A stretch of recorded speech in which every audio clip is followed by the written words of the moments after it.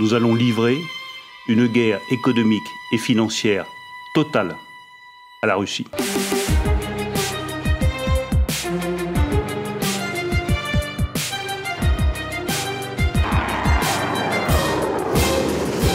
Nous allons donc provoquer l'effondrement de l'économie.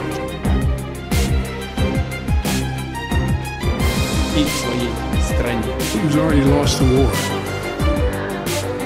И всех врагов.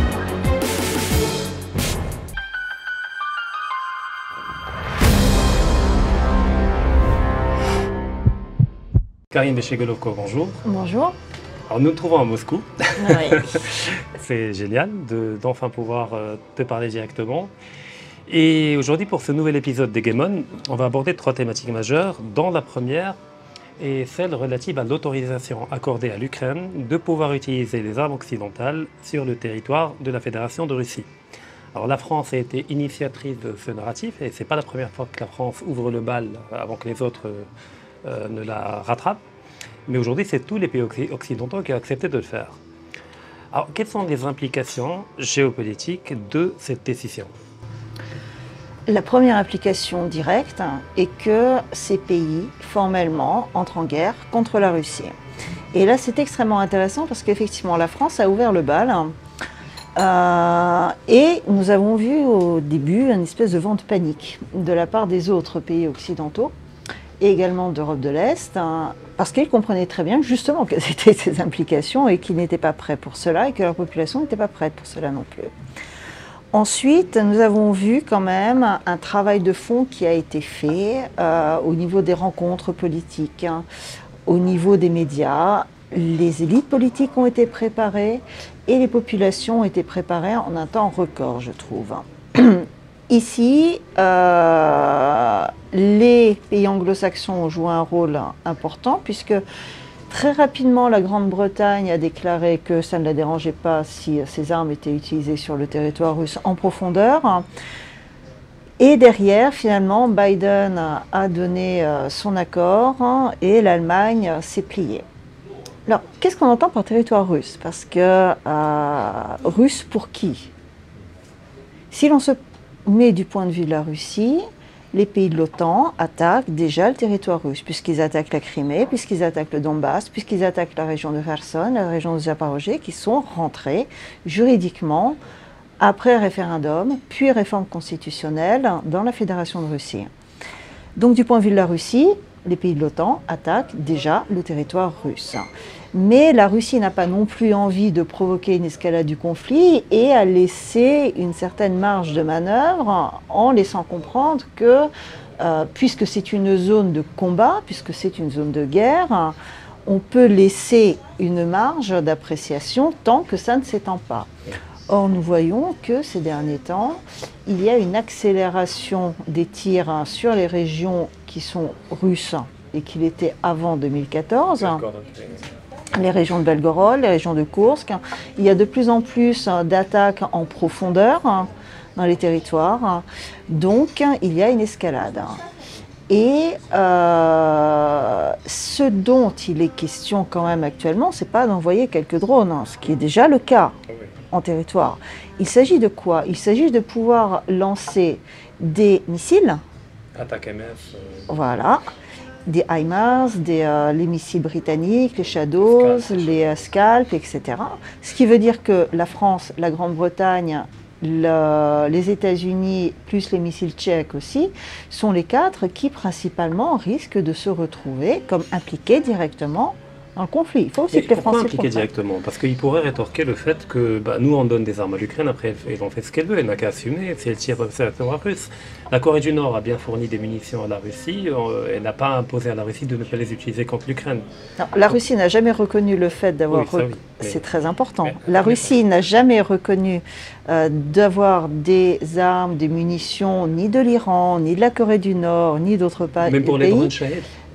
Même pour les drones, dont les médias parlent. Il n'y a pas eu en fait de reconnaissance officielle. À la différence de l'Ukraine, qui non seulement le reconnaît, mais le demande, et dont les instructeurs de ces pays accompagnent l'armement. L'Ukraine qui bénéficie du renseignement utilisé par les pays de l'OTAN, ce qui est reconnu puisque c'est largement publié dans le New York Times sans aucun problème. Donc, il y a un commandement groupé pour l'utilisation de ces armes. De ce fait, comme il y a un commandement groupé, directement, ces pays sont impliqués. Autre élément, quand on regarde les critères pour l'implication, et notamment la mise en œuvre de la responsabilité et des entreprises qui fournissent ces armes, et des pays qui prennent les décisions, c'est le fait de savoir que ces armes vont être utilisées dans certains contextes. Ici, officiellement, personne, ni les fournisseurs d'armes, ni les producteurs d'armes en Occident, ni les décideurs en Occident ne peuvent dire qu'ils ne sont pas au courant que, ces armes seront utilisées en profondeur sur le territoire russe, puisque c'est dont il est question, et ils ne peuvent pas savoir non plus que ces armes pourront être utilisées contre des cibles civiles, ce qui constitue des crimes de guerre et des violations des conventions de Genève, puisqu'il y a une pratique déjà établie en la matière. Donc, pour ces raisons, ces pays deviennent directement parties au conflit. Et ça, c'est une question de critères qui est établie déjà quand même depuis la pratique du droit international depuis des dizaines d'années. Alors, on peut nier cette pratique. C'est exactement ce qui est en train de se passer avec les experts de plateau. Si on appréciera beaucoup quand même les uns ou les autres, déclarer gentiment que non, mais on va fournir des hommes qui vont aller se battre, les Français par exemple, contre les Russes, on ne sera pas parti au conflit. Non, évidemment. On va envoyer des F-16 qui vont tirer sur... On ne sera pas parti au conflit. Donc, il y a ici, il me semble, une certaine hypocrisie et peut-être aussi une certaine peur aussi, une pleurerie qui... On les voit, ils y vont toujours graduellement. Par exemple, par rapport à l'autorisation d'utiliser les armes sur le territoire russe, au début, ils invoquent uniquement la possibilité de frapper les bases à partir desquelles des missiles sont tirés sur Kharkov. Mais on sait très bien qu'après, ça va s'étendre à tout le territoire russe. Mais effectivement, il y a une peur qui fait qu'à chaque fois, ils sont obligés d'y aller graduellement, en tâtonnant, en prenant la température. Mais le problème, c'est qu'eux, ils cherchent à prendre la température. Bon, c'est de bonne guerre. Mais du côté russe, on n'a pas l'impression qu'il y a quelque chose qui les freine ou qui les stoppe immédiatement. On a vu les lignes rouges être traversées les unes après les autres depuis le début du conflit. Au début, c'était toute aide, peu importe la forme, allait être assimilée à une déclaration de guerre. C'est ce que Poutine a dit le premier jour du conflit. Aujourd'hui, on en est très loin. Alors ça, c'était une faiblesse dès le départ de la Russie. Parce qu'il faut comprendre qu'au début, la Russie, elle ne voulait pas faire la guerre. La Russie, au départ, on l'avait très bien compris, et ça avec les accords d'Istanbul, c'est que la Russie a envoyé des hommes pour négocier. Oui. Donc, quand vous envoyez pour négocier, derrière, évidemment, vous laissez franchir toutes vos lignes rouges. Ensuite, la deuxième erreur stratégique qui a été faite, c'est que la Russie a annoncé des lignes rouges qu'elle ne pouvait pas ou qu'elle ne voulait pas défendre. Et parce qu'il y avait un manque d'hommes, parce que c'était une armée de temps de paix, parce qu'on a vu, et là on est en train de le voir et c'est en train d'être nettoyé, qu'il y avait une gabegie pas possible, un problème de corruption fondamentale dans l'armée, ce qui est le résultat d'une armée de temps de paix. Et ce nettoyage est en cours de route. Donc là, il me semble qu'on arrive comme réellement à la dernière ligne de la Russie. C'est-à-dire que si vous avez une attaque sur les villes, sur les territoires, avec des missiles, si vous avez des avions étrangers, des chars étrangers qui rentrent sur le territoire historique de la Russie, elle ne peut pas ne pas réagir. Déjà parce que, à la base, le peuple va réagir. Et même s'il y a des élites qui en Russie aussi peuvent avoir peur, parce que qui n'a pas peur de la guerre, sauf quand vous comprenez ce que ça implique derrière, vous n'avez pas forcément envie d'y aller, ni d'envoyer votre pays à ça. Ils n'auront pas le choix, parce que là, le peuple, lui, il va y aller. Il ne va jamais accepter qu'un F-16 ou un char allemand débarque sur le territoire russe. Donc, tout à fait. D'ailleurs, j'ai parlé à beaucoup de Russes durant ces derniers jours, et la plupart me disent que cette guerre, ils la trouvent bizarre. C'est-à-dire, en même temps, on mène, entre guillemets, une opération militaire spéciale, mais on a les moyens de faire réellement la guerre, mais on ne la fait pas. Et au niveau de la communication officielle, rien n'explique pourquoi la Russie ne mène pas la guerre comme ça devrait l'être. Les militaires disent, nous avons des réserves. On peut y aller, mais l'ordre politiquement n'est pas donné. Et non seulement on peut y aller, mais par exemple, en ce qui concerne le peuple veut, et il veut gagner, il ne veut pas qu'en finir. Il veut finir par la victoire, effectivement. Parce qu'on peut en finir différemment. On est d'accord. Et si on prend même la question de Kherson, quand l'armée russe a abandonné la ville, il y avait eu des déclarations de militaires qui étaient juste avant en disant « mais on la tient, on peut la tenir, on peut la défendre, on peut y aller, on peut avancer pour désenclaver ». Et l'ordre a été donné de reculer. Mais ça, Donc c'est il y a Slovaquien, un qui avait- conflit, mais c'est pas, je pense que ce n'est pas une question d'un individu, je pense qu'il ne faut pas surestimer.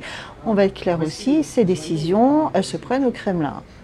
Il faut quand même être un petit peu honnête. Oui, aussi. tout à fait, mais bien entendu. Et Bah, c'est le chef suprême de l'armée. c'est Poutine. normal, voilà, c'est le chef de l'armée qui prend ses constitutionnel, c'est pas un truc, c'est normal. Donc, il y a ici, il reste quand même aussi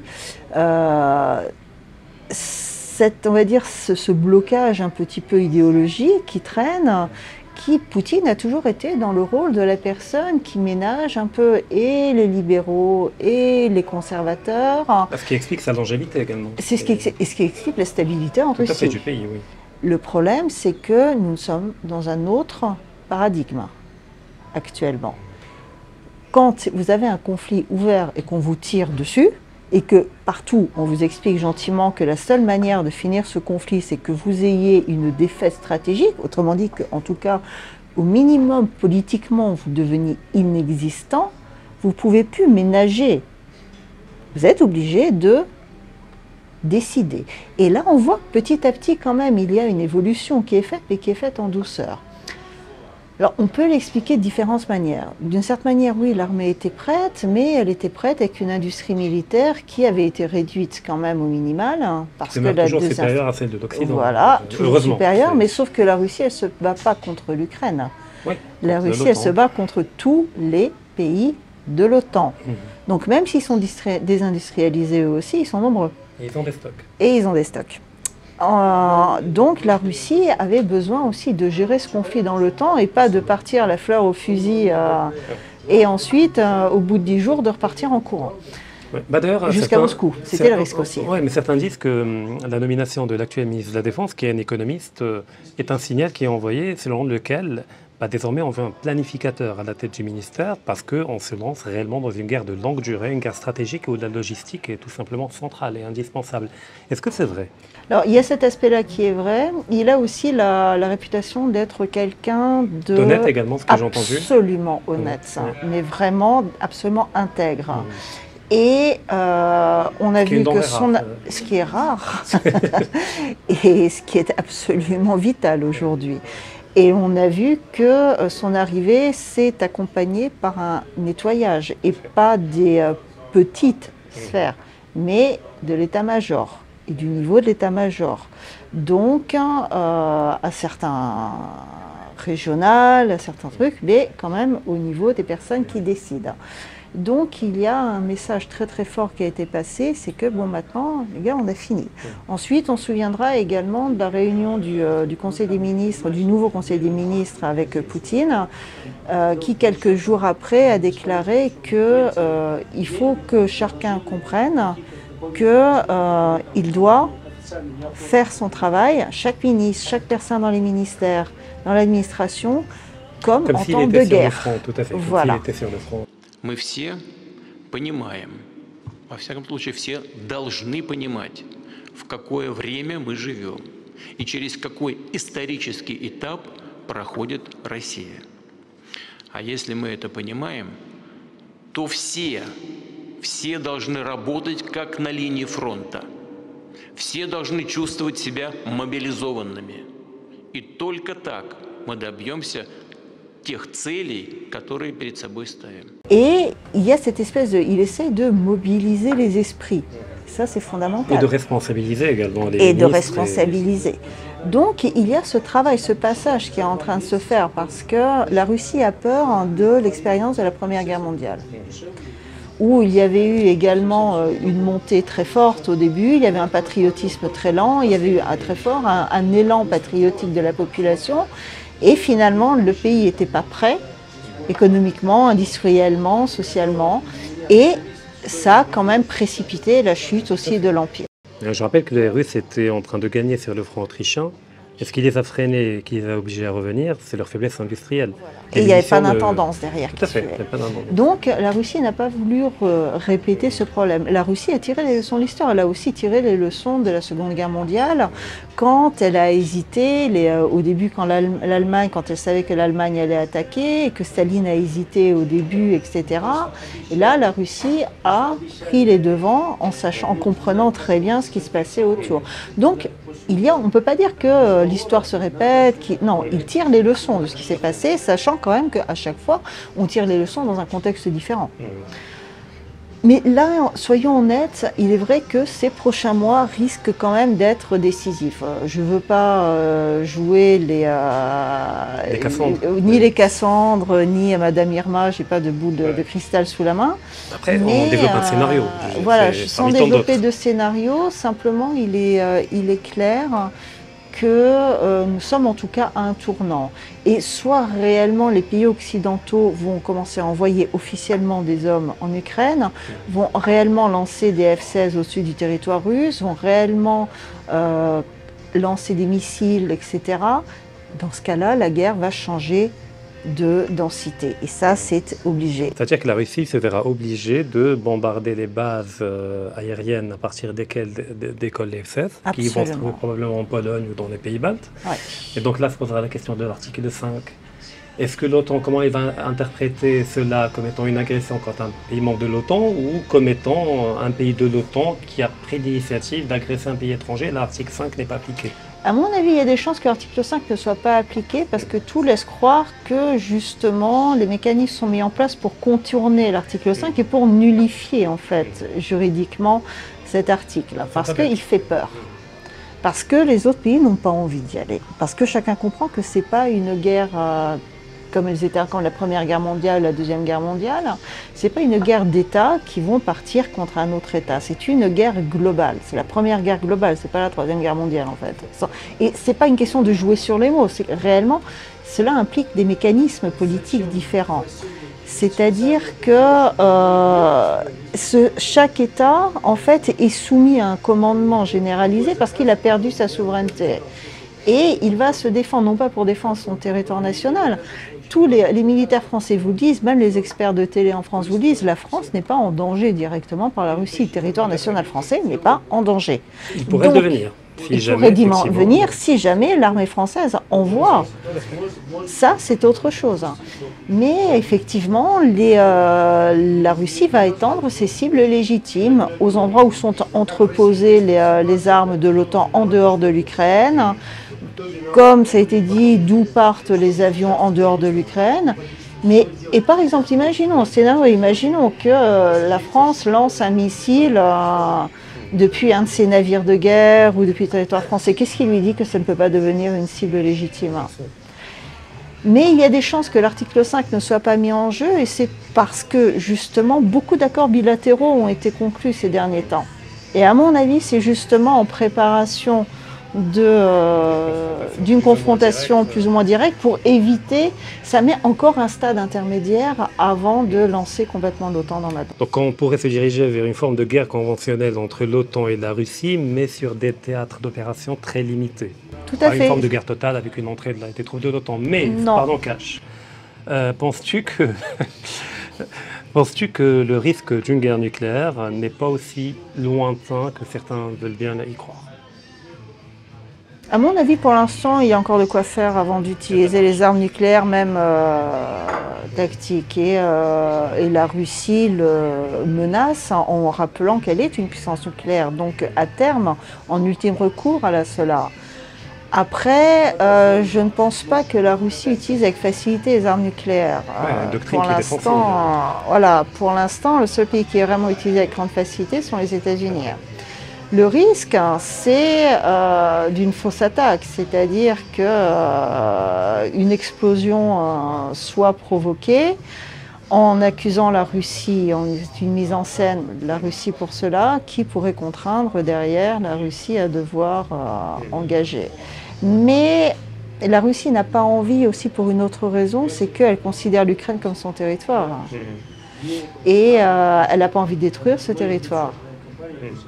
Elle n'a pas envie de détruire les Ukrainiens sur ce territoire. Non, mais même les Russes, moi ce que j'ai remarqué à Moscou, c'est qu'il n'y a rien, ni dans la propagande, ni à la télé, qui invite les Russes à haïr les Ukrainiens. Rien du tout. Même tuer les Ukrainiens avec une bombe nucléaire, ça serait inacceptable même pour les Russes. C'est inacceptable, mais il y a des restaurants ukrainiens. Il y a des restaurants ukrainiens à Moscou, ils sont toujours ouverts. Je vois dans les écoles les chansons populaires ukrainiennes sont toujours apprises, comme les chansons populaires russes, comme et c'est normal. Ça n'a pas été changé. Alors maintenant, allons vers la Géorgie. Alors on avait parlé lors du précédent épisode d'Hegemon de la loi contre les agents étrangers, qui est une loi américaine à l'origine, appliquée par les Américains, et que les Géorgiens ont juste appliquée à leur tour. Et moi je pars du principe que tous les États du monde devraient l'appliquer, relève de leur souveraineté. Alors rappelons que cette loi oblige tout politique ou toute ONG ou toute structure qui est financée par l'étranger, à hauteur de 20%, je crois, dans le cas de la Géorgie, de le dire avant de prendre la parole. Et donc on imagine beaucoup de parlementaires ou de ministres géorgiens qui auront du mal à parler. À chaque fois, ils doivent dire je suis financé par l'ONG Open Society, etc. Et là, je vais parler de la fiscalité, etc. Alors, on avait abordé le risque que la loi ne passe pas, qu'il y ait une forme de révolution colorée. Il y a eu une tentative de révolution colorée qui a échoué, heureusement. Et la loi est passée. Alors, c'est quoi la prochaine étape pour les Américains, vu que la révolution colorée a échoué? Alors, je dirais que pour l'instant, effectivement, cette fois-ci, les députés sont allés jusqu'au bout. La présidente a mis un veto. Le veto a été dépassé par le vote des députés il y a une semaine. La présidente a refusé de signer la loi, ce qui montre bien quand même une confrontation entre les forces, non seulement politiques, mais là on n'est pas en fait dans une opposition politique, on est dans une opposition idéologique. Et ce qui est beaucoup plus dangereux en fait pour le pays. Peut-on rappeler sa nationalité à la présidente géorgienne?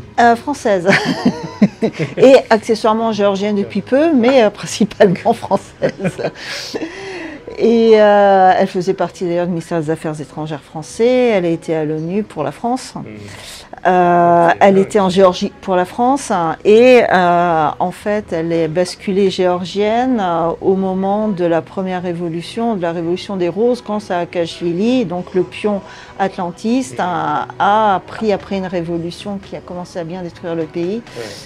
Non mais c'est dingue, les gens ne comprennent pas, c'est comme si moi j'allais vivre en France et au bout de 2 ans je devenais président de la République française.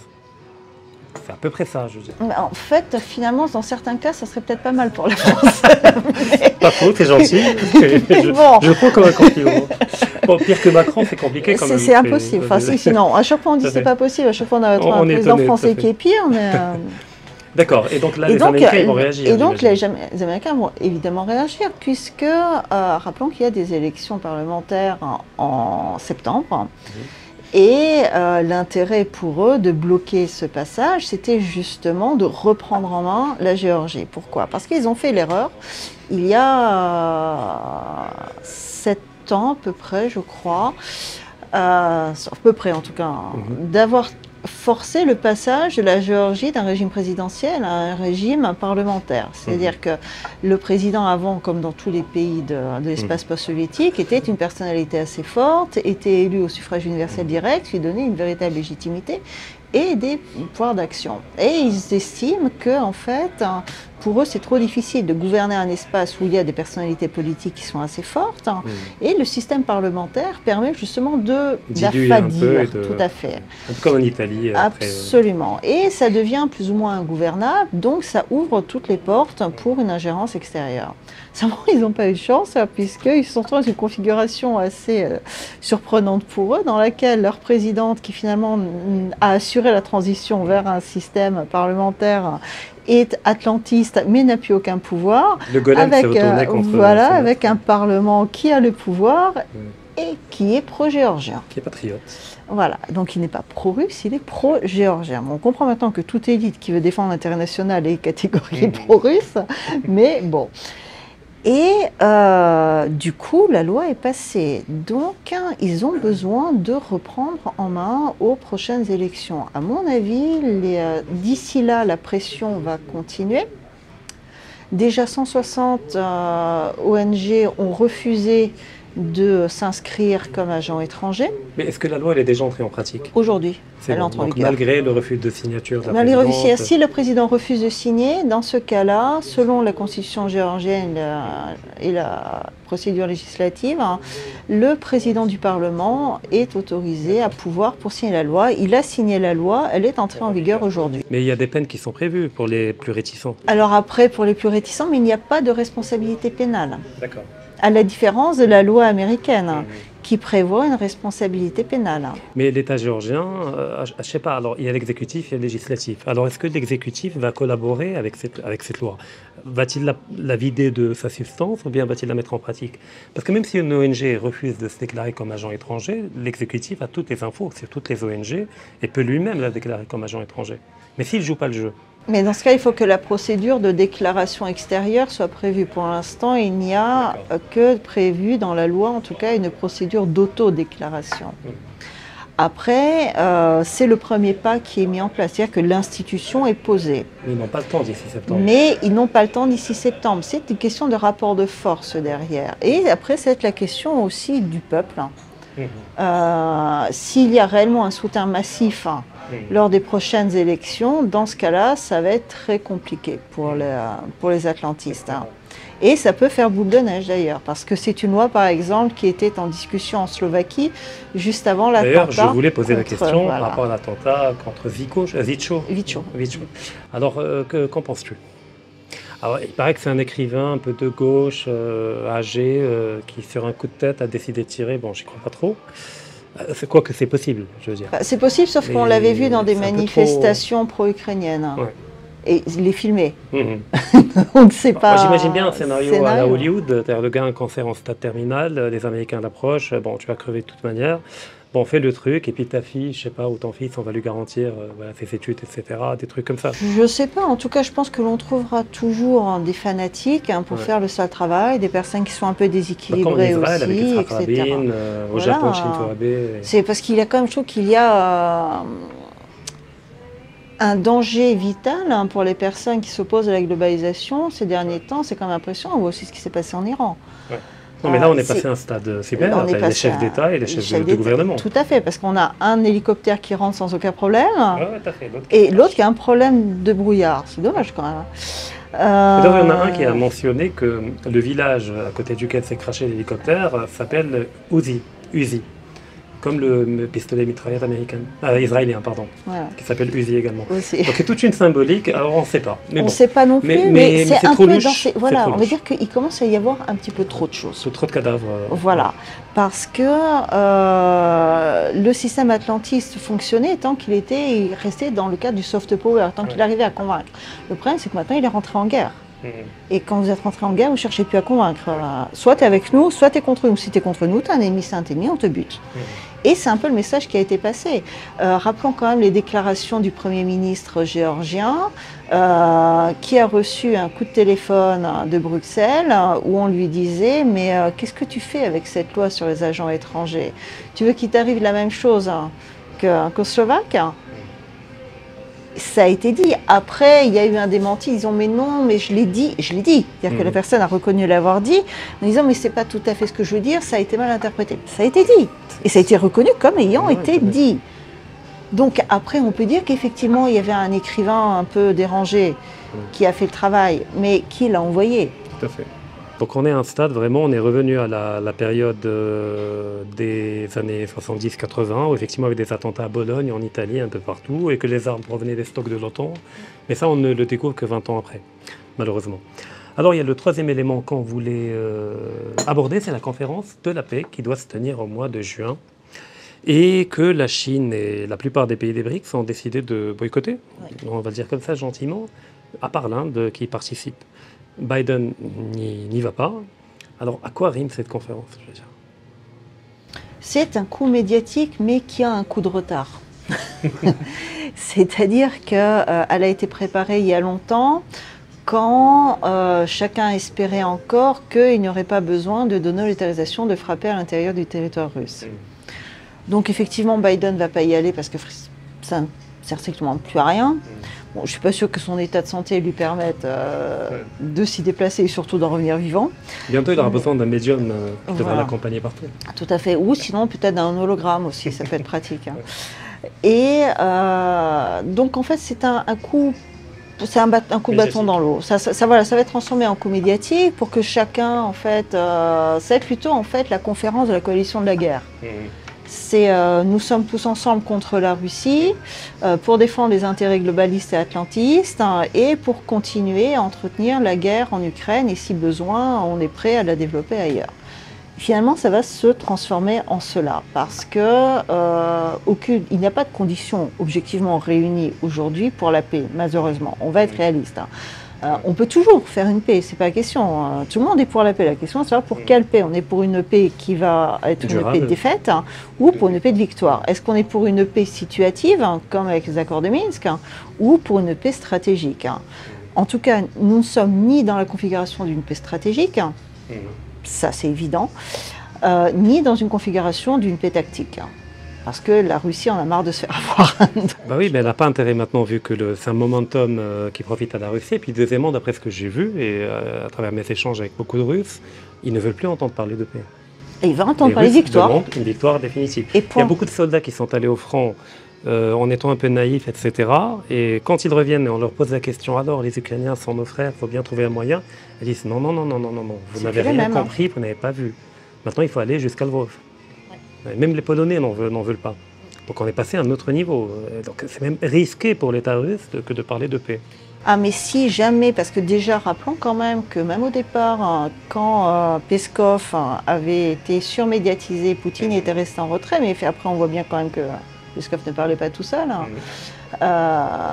Et quand partout on entendait parler de mise en place des conditions favorables hein, pour les négociations, quand on entendait parler de... ça je veux bien, mais comme quand l'armée russe est entrée à Berlin, ils ont négocié après. Ils ont négocié après. Mais pas avant d'entrer à Berlin. Mais voilà, et la différence aussi, c'est que ils étaient prêts à gagner à ce moment-là. Là, actuellement, quand ils ont négocié, ils étaient absolument pas prêts du tout de gagner. Et il y a eu un mouvement de rejet presque viscéral de la part de la population russe. Il y avait certains blogueurs, correspondants de guerre, qui sont quand même très bien intégrés, etc., russes, qui ont officiellement déclaré qu'ils refusaient de citer Peskov. Point. Il était banni. Pas parce que Peskov personnellement. Le discours qu'il porte. Voilà. Donc le discours qui était porté à ce moment-là par l'élite dirigeante russe était rejeté par la population. Et je ne pense pas qu'il passerait mieux aujourd'hui, ce serait même pire. Hein. Donc actuellement, il n'y a aucune condition pour la paix. On le voit au niveau des pays atlantistes qui de toute façon veulent la guerre et veulent continuer la guerre. Et la seule chose, c'est de se demander mais jusqu'où ils veulent aller. Plutôt. Et en Russie, les gens veulent la victoire. Pas parce qu'ils veulent conquérir l'Europe, ils s'en foutent de l'Europe. Tout à fait, c'est un mythe. Ils veulent vivre chez eux tranquilles. Et vivre à leur manière en tant que Russes, avec leur culture, avec leur identité. Leur culture, leur identité, leur langue, leur civilisation. Ils ont envie d'être respectés, comme ça ils ont envie que leur pays soit respecté. Et ils n'ont pas envie de vivre selon des règles dictées par d'autres. Qui peuvent vous dire quand vous avez le droit d'avoir un international, quand vous n'avez pas le droit d'avoir un international, qu'est-ce qui vous concerne, qu'est-ce qui ne vous concerne pas. Ils ont envie de faire ce qu'ils veulent chez eux. Et d'ailleurs, preuve en est, et là il y a beaucoup de gens qui vont m'accuser de propagande, mais c'est une vérité, qu'ils y croient ou non. Quand on va aller voir Inkamat, les centres de recrutement de l'armée, mais ils sont débordés par le nombre de volontaires. Tout à fait. Des gens qui veulent aller, ce qui est loin d'être le cas en Ukraine. On capture des gens dans la rue, etc. Donc les Russes sont réellement pleinement mobilisés. Déjà, il y a des pancartes partout pour recruter des gens, des soldats contractuels avec un patriotisme affiché partout, mais un patriotisme qui n'est pas agressif, qui n'est pas offensif. On appelle les gens pas envahir, mais défendre leur patrie. Et puis il y a les volontaires qui sont... D'ailleurs, on a même des critères tellement durs dans le recrutement des volontaires que voilà, on les renvoie chez eux. On ne peut pas tous les prendre. Tout à fait. Il y a réellement... c'est pour ça que la Russie n'a pas besoin actuellement de lancer une seconde vague de mobilisation partielle, parce qu'il y a réellement un afflux, on va dire, de volontaires. Après, soyons réalistes, hein, c'est suffisant tant qu'on reste à ce niveau de confrontation. Si on augmente d'intensité, il est évident que ça ne sera pas suffisant. Mais comme ça ne sera pas suffisant en France, Mhm. parce qu'il faut que les Français le comprennent aussi, que ça va arriver à leur porte aussi, si jamais la France rentre en guerre. Ils ne vont pas pouvoir tranquillement aller passer les vacances au bord de la mer, continuer à aller au cinéma le week-end avec les gosses. Mhm. Il faut être réaliste. Comme ça sera le cas dans tous les pays directement frontaliers d'Europe de Pologne, l'Est, les Pays-Baltes, parce qu'ils seront les premiers à rentrer. La Finlande peut se poser des questions aussi. Elle va retenir longtemps. ouais. Donc, il y a ici quand même, pour l'instant, on va dire, un certain niveau de confrontation qui permet de garder une certaine normalité tout en gardant une activité sur le front. D'ailleurs, à Et Moscou, du on n'a côté pas occidental, l'impression qu'on est non. dans un état en guerre. Qu'on Tout soit à le monde Moscou, fait la qu'on soit à fête, Paris, on se ou soit même pas. à Kiev d'ailleurs. Et même à Kiev, ils À font Kiev, la c'est fête, beaucoup plus, voilà. tranquille. Mais si réellement les menaces qui sont proférées par les représentants des pays de l'OTAN sont exécutées, dans ce cas-là, la configuration va changer et la guerre va s'emparer des territoires, des familles à l'intérieur du pays. Et ça, il faut que les gens Disons que les comprennent. Russes ont déjà connu ça et qu'il y a quand même une capacité à mobiliser des millions de réservistes en Russie. Le problème ne va pas se poser à ce niveau-là, mais la limite de la Russie, qui est peut-être en train d'être dépassée. Alors on peut mobiliser même 5 millions de personnes, mais qu'en est-il de l'équipement? Avec quoi on va les équiper? Alors, il y a eu une relance problème. à la différence de la France qui a quand même beaucoup de mal à relancer l'industrie parce qu'elle est arrivée à un niveau fantomatique quand même pendant longtemps. Donc, même s'ils font les 3-8, c'est sur Les quelques Charles Leclerc, sites. on les fabrique Voilà. plus. Donc il y a la moitié qui est C'est- phagocytée et cannibalisée pour réparer l'autre moitié. Absolument. La Russie, la différence, c'est que elle a désindustrialisé, mais beaucoup moins qu'en Europe Oui, de oui. l'Ouest. Il avait stocké énorme, il Et était elle avait obsolète. des stocks et surtout, elle a réellement relancé sa production d'armes. Et là, actuellement, c'est aussi pour ça qu'elle n'était pas partie trop vite, trop loin au départ, parce qu'il fallait gérer derrière. Là, actuellement, elle produit. On se souviendra de la propagande sur les médias français à chaque fois, c'est que la Russie a plus d'armes, la Russie a plus d'armes. Bon, depuis le temps, ils pourraient peut-être adapter un petit peu le discours. Non, moi, je te dis, enfin, je l'ai dit depuis le début, à chaque fois que j'écoutais le CI, j'ai l'impression que l'armée ukrainienne est aux portes de Moscou. Ouais. C'est bon, ils vont s'effondrer, il ne reste plus qu'un peu. Alors oui, effectivement, il y a d'ailleurs même des choix stratégiques qui ont été faits par la Russie qui me paraissent très intéressants. C'est que le char Armata, ça on a oublié, on en parle plus, Oui. parce qu'effectivement c'est C'était joli. extrêmement cher. et Non, mais ça c'est sert à joli, rien. c'est de la com. Voilà, c'est de la com. Même le T-90, on en parle moins, mais maintenant on parle des T-72 modernisés. Ouais. Et les soldats, les remontées d'informations du front disent c'est le meilleur rapport qualité-prix. Il est efficace, et il est modernisé.